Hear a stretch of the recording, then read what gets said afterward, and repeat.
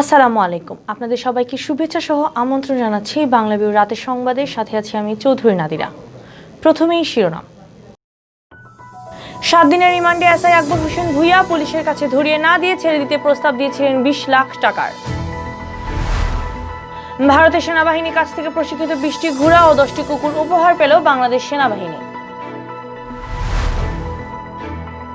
করোনায় দেশে আরো 16 জনের মৃত্যু, নতুন আক্রান্ত শনাক্ত 1700, সুস্থ ও প্রায় সমান সংখ্যক। সিলেট বিভাগে একদিনে করোনা আক্রান্ত অর্ধশতাধিক, আক্রান্ত কেউ মারা না যাওয়ায় স্বস্তি। জালালাবাদ গ্যাসে সিবিআই নির্বাচনে বিপুল ভোটে বিজয়ী জালালাবাদ গ্যাস এমপ্লয়িজ ইউনিয়ন। সিলেটের উসমানীনগরে যানজট নিরসন ও শীতকালীন নিরাপত্তা সংক্রান্ত মতবিনিময় সভা অনুষ্ঠিত। এতক্ষণ শুনছিলেন শিরোনাম, এবার বিস্তারিত। পুলিশের কাছে ধরিয়ে না দিয়ে ছেড়ে দিতে রহিমউদ্দিন ও তার সাথে 5 যুবককে 20 লাখ টাকা দেওয়ার প্রস্তাব দিয়েছিল রায়হান হত্যা মামলার প্রধান অভিযুক্ত এসআই আকবর হোসেন ভূঁইয়া, কিন্তু সেই প্রস্তাবে রাজি হননি রহিমউদ্দিন। শেষ পর্যন্ত খাসিয়াদের কাছ থেকে ধরে এনে তাকে সোপর্দ করা হয় পুলিশের কাছে। এদিকে এসআই আকবরের 7 দিনের রিমান্ড মঞ্জুর করেছেন আদালত। মঙ্গলবার মুখ্য মহানগর হাকিম আদালতের বিচারক আবুল কাশেম এই রিমান্ড মঞ্জুর করেন। মঙ্গলবার বেলা 1:20 দিকে কঠোর নিরাপত্তার মধ্য দিয়ে এসআই আকবরকে আদালতে হাজির করে মামলার তদন্তকারী সংস্থা police bureau of investigation PBI. পরে মামলার তদন্তকারী কর্মকর্তা পিবিআই এর পরিদর্শক আওলাদ হোসেন আদালতে আকবরের 7 দিনের রিমান্ড আবেদন জানান। শুনানি শেষে মুখ্য মহানগর হাকিম আবুল কাশেম 7 দিনের রিমান্ড মঞ্জুর করেন। যে মূল আসামি আকবর হোসেন ভূঁইয়া, যে দীর্ঘদিন পলাতক ছিল, তাকে অ্যারেস্ট করে আজকে 7 দিনের রিমান্ড প্রার্থনা করা হয়েছে। আমরা মাননীয় আদালতে 7 দিনের রিমান্ডের যথার্থতা উপস্থাপন করে এখানে সিসিটিভির ফুটেজ নষ্ট করা হয়েছে। তাকে রাতের আধারে ধৃত করে যেভাবে অমানবিক নির্যাতন করা হয়েছে, পুলিশ হেফাজতে যেভাবে তাকে কে বা কারা, কাদের সহযোগিতায়, কাদের নির্দেশে, কী উদ্দেশ্যে তাকে পিটিয়ে হত্যা করা হলো এবং তাকে পালিয়ে যেতে কারা সাহায্য করলো, এতদিন কিভাবে কোথায় ছিল, সব কিছু ক্লু উদ্ঘাটনের লক্ষ্যে 7 দিনের রিমান্ড আমরা মাননীয় আদালতে প্রার্থনা করেছি। মাননীয় আদালত 7 দিনের রিমান্ড মঞ্জুর করেছেন। পিবিআই সিলেটের পুলিশ সুপার মোহাম্মদ খালেদুজ্জামান জানান, রায়হান হত্যা মামলার প্রধান অভিযুক্ত এসআই আকবরকে রিমান্ডে নিয়ে হত্যাকাণ্ড সম্পর্কে জিজ্ঞাসাবাদ করা হবে। এ ঘটনার সাথে তার সহযোগী কারা ছিল এ সম্পর্কে পিবিআই তথ্য উদ্ঘাটনের চেষ্টা করবে। আমরা যতটুকু তথ্য পেয়েছি এগুলো তদন্তে তার উপর বেস করে তদন্তটা আসলে এগিয়ে যাচ্ছে, যেটা এই মুহূর্তে আমি তা প্রকাশ করতে পারছি না, বাট তার উপরে নির্ভর করে তদন্তটা এগিয়ে যাচ্ছে এবং যাবে। আমি সাসপেক্ট আসামি আমরা অ্যারেস্ট করেছি বা আমাদের হেফাজতে এখন আছে। এখন ভবিষ্যতে বিষয়গুলো আর অন্যদিকে হতো ধাবিত হবে। সোমবার কানাইঘাট ডোনা সীমান্তে খাসিয়ারা আটক করে এসআই আকবরকে। তারা বেঁধে রেখে খবর দেয় ডোনা এলাকার রহিমউদ্দিনকে। খবর পেয়ে রহিমউদ্দিনের নেতৃত্বে 6 সদস্যের স্থানীয় একটি যুবক দল ডোনাবস্তি এলাকায় যান। সেখান থেকে আকবরকে নিয়ে আসেন। রহিমউদ্দিন জানান, খাসিয়াদের কাছ থেকে আকবরকে আনার সময় সে 20 লাখ টাকা দেওয়ার প্রস্তাব দেয়। পুলিশের হাতে তুলে না দেওয়ার অনুরোধ জানায় সে, কিন্তু আকবরের সে প্রস্তাব গ্রহণ করেনি রহিমউদ্দিন ও তার সাথের যুবকরা। রায়হান হত্যাকাণ্ডের প্রধান আসামিকে ধরে এনে পুলিশে সোপর্দ করেন। এসআই আকবরকে আটকের পর খাসিয়া যুবকদের জিজ্ঞাসাবাদে তাকে বলতে শোনা গেছে, রায়হান হত্যাকাণ্ডের পর তাকে পালানোর পরামর্শ দেওয়া হয়েছিল। 2 মাস সময় পার হয়ে গেলে পরিস্থিতি সামাল দেওয়া যাবে বলে তাকে আশ্বস্ত করা হয়েছিল। আকবর আটকের পর সামাজিক যোগাযোগ মাধ্যমে তার এমন বক্তব্যের একটি ভিডিও ভাইরাল হয়েছে। এরপর থেকে প্রশ্ন উঠেছে, আকবরকে পালিয়ে যাওয়ার পরামর্শ দানকারী ব্যক্তি কে? কোনো পুলিশ কর্মকর্তা না অন্য কেউ? তবে সোমবার আকবরকে গ্রেফতারের পর আয়োজিত সংবাদ সম্মেলনে পুলিশ সুপার মোহাম্মদ ফরিদউদ্দিন এ ব্যাপারে জানিয়েছেন, রায়হান হত্যা মামলার তদন্ত পিবিআই করছে। এই ঘটনার সাথে জড়িতদের শনাক্ত করার চেষ্টা চলছে।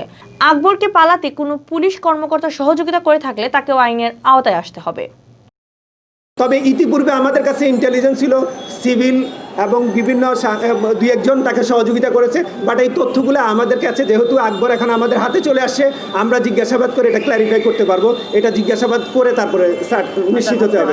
হত্যাকাণ্ডে এখন পর্যন্ত এসআই আকবর সহ বন্দরবাজার ফাঁড়ির 4 পুলিশ সদস্যকে গ্রেফতার করা হয়েছে। রিমান্ডের শেষে তাদেরকে জেল হাজতে প্রেরণ করা হয়েছে। শুভেচ্ছা উপহার হিসেবে বাংলাদেশ সেনাবাহিনীকে প্রশিক্ষণপ্রাপ্ত 20টি ঘোড়া ও 10টি কুকুর দিয়েছে ভারতীয় সেনাবাহিনী। মঙ্গলবার দুপুর 12টার দিকে ভারতের উত্তরপ্রদেশে 17 পদাতিক সেনানিবাসের মেজর জেনারেল NS খুরুর বাংলাদেশ সেনাবাহিনীর 55 পদাতিক ডিভিশনের মেজর জেনারেল হুমায়ুন কবিরের কাছে উপহারগুলো হস্তান্তর করেন। সাভার ক্যান্টনমেন্ট থেকে আসা কর্নেল বেলায়েত হোসেন জানান, ভারতের উত্তরপ্রদেশ সেনানিবাস থেকে ঘোড়া ও কুকুরগুলো প্রথমে কলকাতা সেনানিবাসে আনা হয়।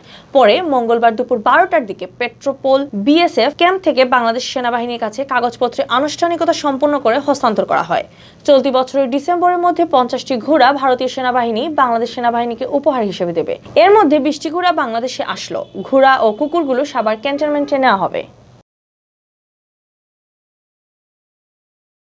করোনা ভাইরাসে আক্রান্ত হয়ে গেল 24 ঘন্টায় সারা দেশে 16 জন মানুষ মারা গেছেন। তাদের মধ্যে পুরুষ 15 জন ও নারী 1 জন। হাসপাতালে 15 জন ও বাড়িতে 1 জনের মৃত্যু হয়। এ নিয়ে ভাইরাসটিতে মৃতের সংখ্যা বেড়ে দাঁড়ালো 6108 জনে। মঙ্গলবার বিকেলে স্বাস্থ্য অধিদপ্তরের অতিরিক্ত মহাপরিচালক অধ্যাপক ডক্টর নাসিমা সুলতানার স্বাক্ষরিত করোনা বিষয়ক এক বিজ্ঞপ্তিতে এ তথ্য জানানো হয়।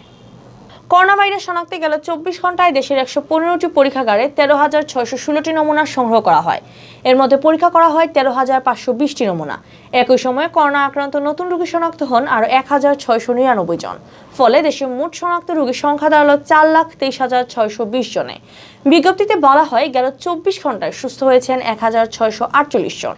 এ নিয়ে মোট সুস্থ রোগীর সংখ্যা দাঁড়ালো 3,41,416 জনে।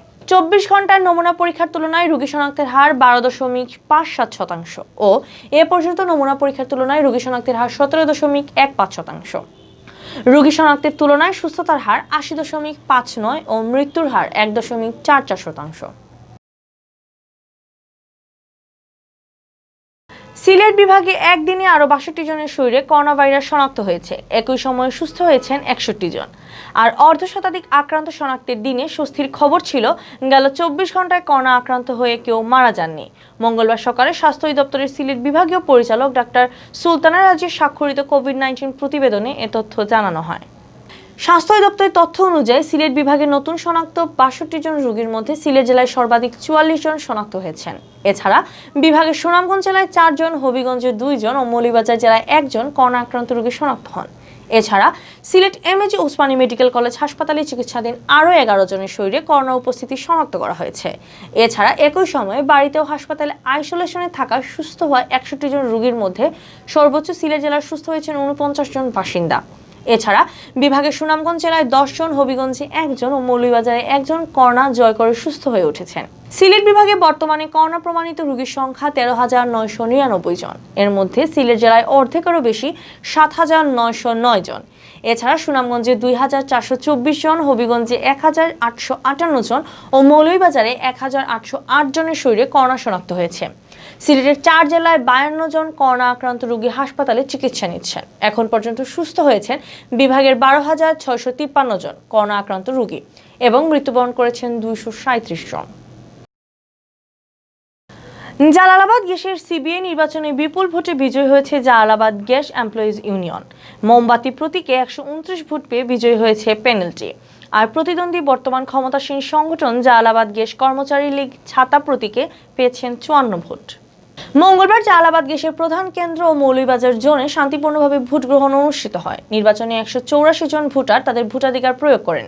এর মধ্যে জালালাবাদ গ্যাসের প্রধান কেন্দ্রে 147 জন ও মৌলভীবাজার কেন্দ্রে 37 জন ভোটার তাদের ভোট প্রদান করেন।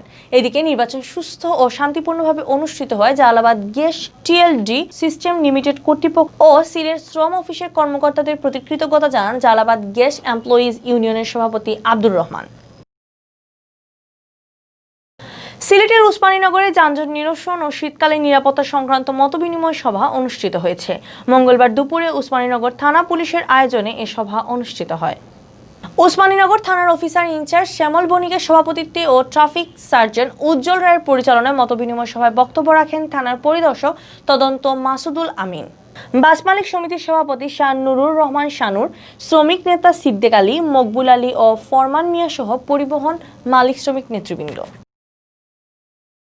এতক্ষণ শুনছিলেন বাংলা ভিউ রাতের সংবাদ। পরবর্তীতে প্রচারিত হবে সিলেটের আঞ্চলিক ভাষার সংবাদ। দেখার আমন্ত্রণ রইল। সাথে থাকার জন্য ধন্যবাদ।